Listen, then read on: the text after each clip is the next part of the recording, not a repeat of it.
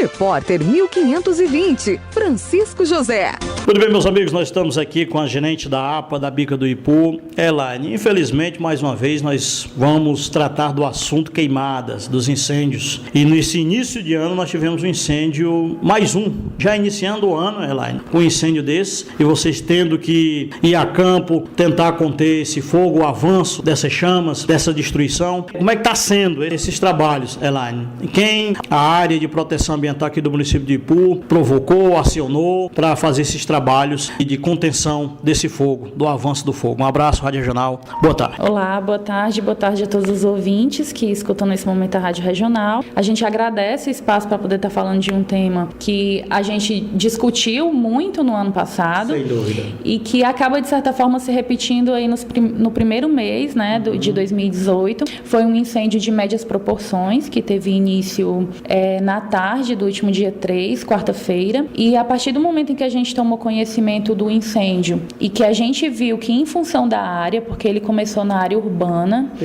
mas em uma área onde tinha uma vegetação rasteira que para o fogo é um combustível tremendo, então o incêndio ele virou de médias proporções em questão de minutos, e a gente aqui na unidade a gente não teve como combater com a brigada que a gente tem. A gente tem, na realidade, 3 funcionários que atuam como brigadistas e que nessa situação, a partir do momento que evolui para um outro nível, a gente não tinha mais condições de controlar, e aí a gente fez o acionamento ao Corpo de Bombeiros, que é quem tem a competência primária para agir nesses casos. E aí, praticamente de prontidão, a gente teve uma resposta muito rápida do Corpo de Bombeiros, eles estiveram na área ainda no dia. A gente pôde contar também com o reforço da Brigada do Parque Nacional de Ubajara, que também teve fazendo combate na área, e o pessoal também da Guarda Municipal, que deu também esse apoio logístico para que a gente pudesse estar fazendo o combate ainda no primeiro dia e evitar que uma área maior fosse atingida. O incêndio ele já foi controlado, hoje a gente considera que ele está controlado,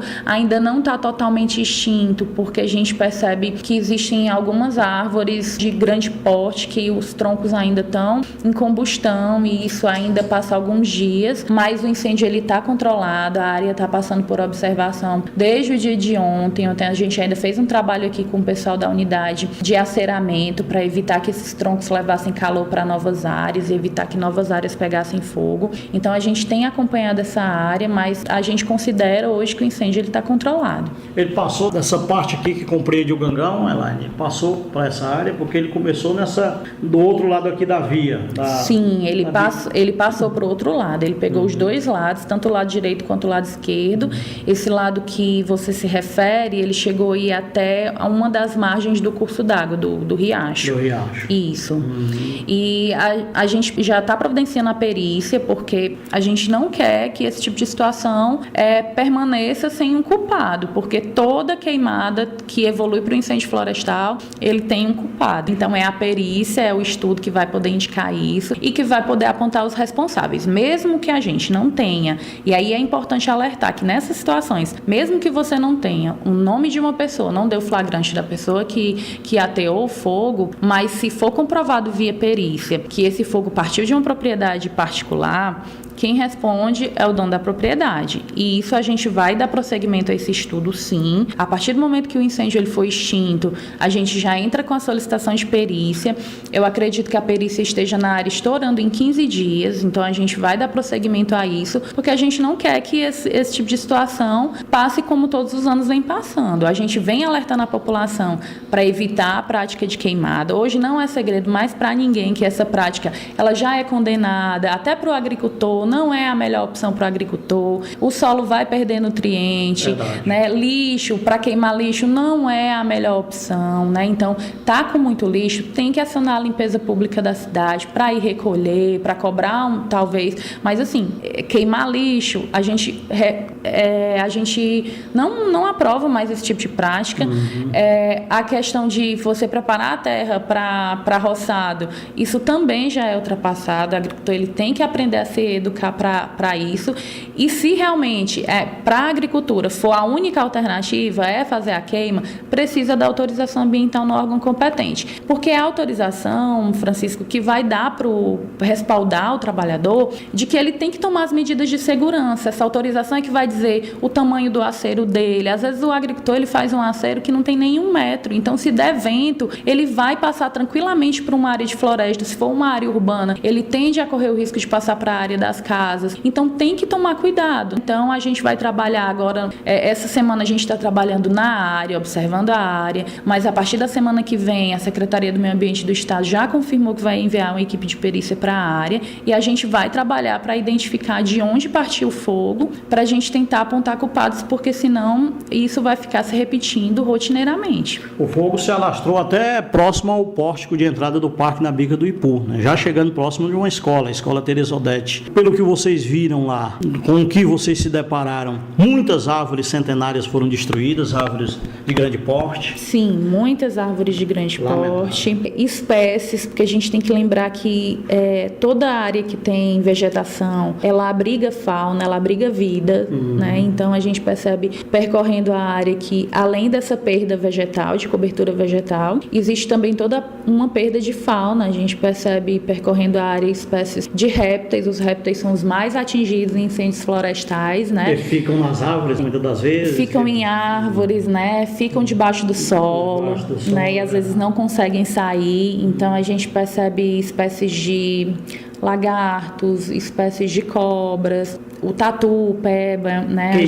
Queimados, todos queimados. Então a gente percebe que tem isso, tem toda uma perda, e não se engane que a população também é atingida por isso, né? Então se acha que o incêndio florestal vai atingir só ali aquela área de vegetação e não está interferindo em quem está aqui, não se engane que está interferindo sim. Interfere inclusive na questão climatológica, na questão do aumento de temperatura, a qualidade do ar. Então um incêndio florestal, ele também traz uma série de problemas sociais, então as pessoas têm que trabalhar para evitar todo custo essa prática. E quem mora perto das encostas, com os fortes invernos, as fortes chuvas, corre muito risco, né?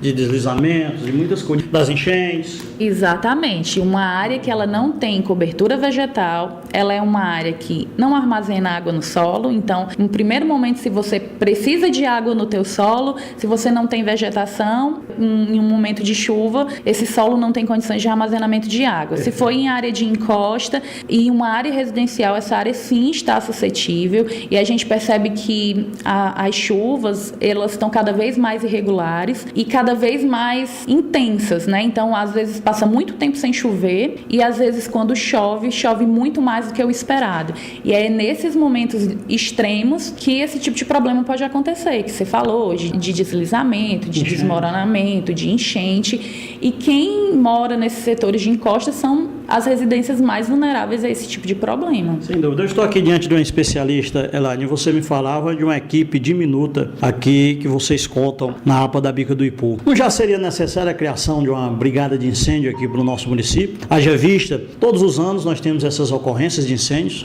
Uma brigada ela é necessária, acredito que em qualquer município. E o município que tem um histórico de incêndios florestais como o Ipu tem, sem dúvida nenhuma, é uma necessidade muito mais que urgente. E a gente espera estar sensibilizando também o poder público municipal diante de tantos incêndios que a gente vem enfrentando. Eu estou à frente da gestão da unidade há quase 2 anos, e nesses 2 anos a gente vem registrando um histórico de incêndios consideráveis. A gente percebe que diminuiu, se a gente for parar para pensar, desde o período que a gente faz o monitoramento, que é o ano de 2016, o ano de 2016 a gente registrou 9 incêndios florestais dentro da área da unidade de conservação. E no ano passado a gente registrou 3 incêndios, mas a gente percebe que... Já começando 2018... Com um incêndio, de né? médias proporções. Então, a gente precisa realmente juntar forças com o poder público municipal, estadual e até federal para poder discutir, sim, essa questão de uma uma necessidade mais que urgente de uma brigada. Mas é aquilo, o trabalho de combate a incêndio, a brigada não vai resolver isso também. É preciso um trabalho muito maior, um trabalho de educação ambiental a nível do município todo, porque a unidade de conservação, ela vai atuar na poligonal da unidade de conservação, que não compreende o município do Ipu todo. Então é preciso a gente estudar sim, discutir melhor. Eu acredito que esses tristes exemplos vão nos servir para que a gente possa motivar discussões, e é uma preocupação nossa. A gente tem representantes no Conselho Gestor da unidade que fazem parte da municipalidade e que têm interesse de discutir essa questão esse ano cedo, para que a gente cuide disso, para que no segundo semestre desse ano a gente possa evitar cenas que se repetiram no ano passado. Muito obrigado, querida, pela sua solicitude, como sempre. Agradecer que realmente vocês continuem realizando um ótimo trabalho à frente desta entidade tão importante para o nosso meio ambiente, para a nossa ecologia. Forte abraço. Se você tiver mais alguma consideração, fique à vontade. O espaço está à sua inteira disposição. Eu quero aproveitar o espaço sempre que eu tenho essa oportunidade de falar com a população, alertar que a população é uma parceira do meio ambiente, precisa ser uma parceira do meio ambiente. Não existe como você fazer um meio ambiente no município sozinho, então é um trabalho de muitas mãos. Que a população comece a se educar para as questões ambientais, né? Que não deixem para falar mal do meio ambiente só quando tudo está ruim. Então, às vezes, a gente discute muito o meio ambiente nas notícias ruins, no período do incêndio, no período do desmatamento. Então, a gente tem que discutir meio ambiente todos os dias, porque o meio ambiente está todos os dias na nossa vida. E cada um fazer sua parte. Né? De plantar uma árvore, de cuidar de uma árvore, de economizar água, economizar energia, evitar queimadas. Então, tem tantas coisas que a gente pode fazer no dia a dia, que são ações individuais, que se todo mundo fizesse isso, a gente já teria grandes efeitos para o meio ambiente e para a qualidade de vida de todo mundo. E nesses casos de incêndio florestal, alertar que a população também é parceira da gente,